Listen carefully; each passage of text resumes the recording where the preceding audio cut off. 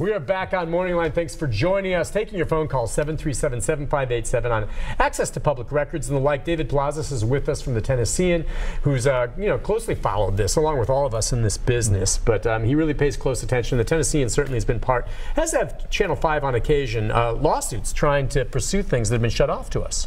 Yeah, that's always the last resort. Lawsuits are prefer expensive. not to do that. The ideal would be to be able to get the record and to do so clearly. But sometimes, as in the case of the Vanderbilt trial or the Gatlinburg fire, we really needed the information. You decided a lot of resistance. Yeah, and you don't always win with those lawsuits. But you let a judge, decide. Yeah, we lost in the Vanderbilt case, but we won in the Gatlinburg case. Yeah, so case by case.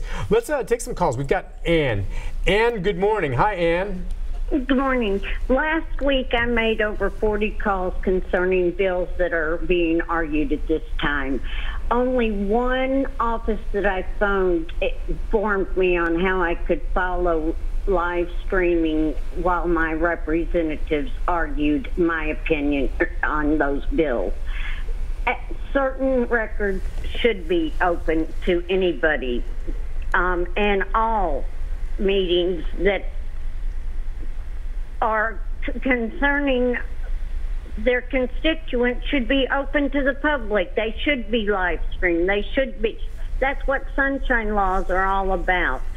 When I cast my vote and I put my faith in those representatives, my concerns are being argued, and it's very frustrating when you make that many calls and only one office tells you how you can watch it while it's being argued. Yeah, I mean, just here's a woman, and Ann's very engaged, who wants, to have access and see, and she even has trouble finding how to do it. Yeah, it's, if one goes to the Tennessee General Assembly site, you can find the live stream. It takes a few clicks to get there. But again, one of the reasons why it's important for people to be able to live stream, and obviously I'm not talking about being disruptive and getting to people's faces and so forth like that. Yeah. But the notion if you're seated there and let's say you're representing a particular interest, let's say a group of rural hospital workers or other interests like that, and you want to see what is being debated at this very time, I think it's important for people to see that, because again, not everybody has the ability to get to the state capitol and sit there during the day, especially during the work day, to be able to see the legislators doing business. I mean, they certainly are doing very important things, and they're debating very important issues, but those things should be debated in public and made as, especially with the technology we have today, there's no reason why we shouldn't be making it as public as possible. And I would think most of the lawmakers would be in favor of that.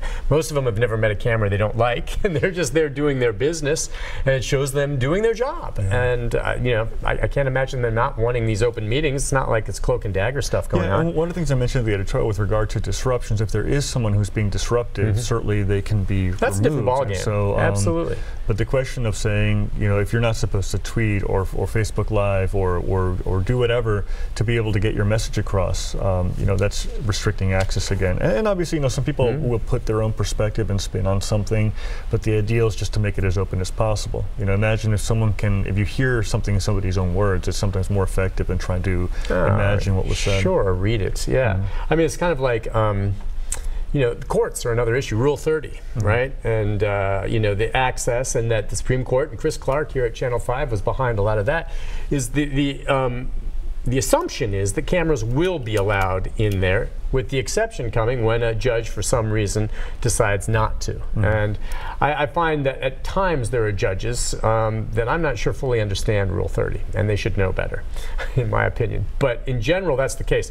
I do know why we can't have cameras in juvenile courts, and we shouldn't, in a lot of times, to air showing sex crimes victims, things like that, all of that. But those limits, I worry about sometimes being limited. And as you said, with disruption, we always abide by whatever rule the judge puts in place.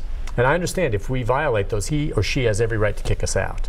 But in general, we should be there. And I assume you agree with the same thing in courts. Yeah, no, I do. And it was really interesting when it came to the Vanderbilt rape trial, how, for example, live tweeting was not permitted, during that time, or rather, in the courtroom itself. And so the question was, how are you going to get to have that access, because it was of great public interest. You had these athletes who were accused of a heinous crime and eventually convicted of those crimes. And one of the things that didn't happen, for example, no media outlet showed an image or video of the victim in this case. Yeah, we all did our best to try to block that out because there was a lot of coverage around it. But sometimes you get the sense, I just wish we had cameras in federal court. That put sketch artists out of work, but I know that's a whole different ballgame. But at the federal level, you can't walk into that courthouse downtown and you cannot take, and don't pull out your phone. I got kicked out of a courtroom one day just for texting in there. Can't do any of that in federal court. You understand why?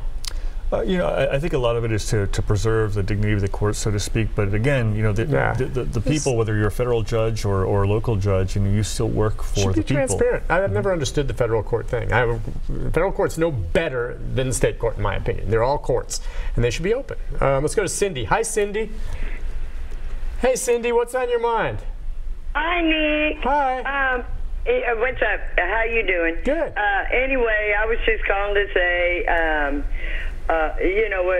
what's hard when you guys don't do it, okay? I'm going to say Channel 5 doesn't really jump the gun. But everybody else, boy, they start jumping the gun, this and that, blaming so-and-so. It gets so carried away, it's kind of like the Russia collusion thing. And it's like, go ahead, you already got it done, flip it to us, let us see it. But for some reason, the FBI don't want to let us see it. And it's still the same with a lot of other. Poor old Brett Kavanaugh, what all he went through, then they found out the woman was nuts. And it goes on and on and on with nutcases, okay, that come up with stories, all right, because they want attention, they want to ruin someone's life, and God forbid it doesn't happen to you two. Well, I see, and that's a little off base on this, but she does hit on something where I don't know if a frustration comes with these records or access, in that, especially when we talk about maybe scanner traffic and things like this, the field is more competitive than ever before, and everyone is hustling for something more, and meaning, like, if they're really in a rush, maybe you report something off the scanner, which you should never do because it could be wrong. But those kind of things happen. I don't know if competition is anything that drives some of the abuses that we see that upsets lawmakers, that makes them to put limits on it. Do you think? Well, I'll tell you this. One of the things that's unfortunate in the Brett Kavanaugh case, and maybe in Justice Smollett case, is that people came out ahead of time to say, especially politicians, to say they were going to be voting or opining one way or the other. They already knew the outcome. You have to wait and hear. They said, we're going to believe Brett Kavanaugh, or we're going to believe Dr. Christine Blasey Ford, who had accused him of sexual misconduct when they were teenagers, and so it's one of those things where sometimes you just want to get to the facts, and it is. It was important to have those hearings. It was important to hear the testimony of Dr. Ford and to hear the testimony of Judge Kavanaugh, now Justice Kavanaugh. But it can be very complicated because we are in an age, especially in social media, where we decide who's guilty and who's innocent before we actually have all the facts. And that's one of the dangers, obviously, which is why the work of journalists is so important, and people should invest in their local television and newspaper and other journalists, because we are really taking the time to understand what actually happened and to try to explain it in a way that brings nuance and context, because just as you say with scanner traffic, you can listen to some, you may get wrong information. Because it's very early on, and they're not purposely putting wrong information, but right when it happens, they don't have all the details, but they're sending everyone out there. If you think there's an officer involved shooting, and you don't have all the details at that point. There's a wise mentor of mine who said, yes, while you want to get it first, you need to get it right. Because it's a responsibility, and at the same time, it's trust in journalism right now. It's hard. We see fake news claims and mistakes that happen. Sure. I mean, we need to be accountable for that as well. Absolutely. And do we make mistakes? Sure. Do we try to get better? We sure hope so. At least here at News Channel 5 along those lines. Well, it'll be interesting. So these three, I guess, are on their way through the process. They're all in committees. We were talking about limiting 911 calls, discouraging gadflies from overdoing it, and the ban on live streaming? Yeah, so the ban on live streaming is not a law or not a bill at this moment. It's basically at the discretion of every chairperson of a committee. Oh, okay. So and then the other two are bills that right now they've passed their first reading in the Senate, and they're right now in the committee structure in the House. So again, the one that, and I think you have it right in front of you, but you've got the bill numbers there. If you wouldn't mind reading those. Yeah, the bill number on which one? On both of them. So the recordings, it's House Bill 335 and Senate Bill 386. And then it's Discouraging Gadflies, House Bill 626 and Senate Bill 590. And what you can do, one wonderful thing too is now amendments are now available as they go. So you can check those websites to see how they develop, and that's great. Thank you so much, Nick. Listen, it's always an education talking to you. I really appreciate all the work you do. You do a great job. Thank you, sir, for coming on. Take a break. Programming note about tomorrow right after this. Stay with us.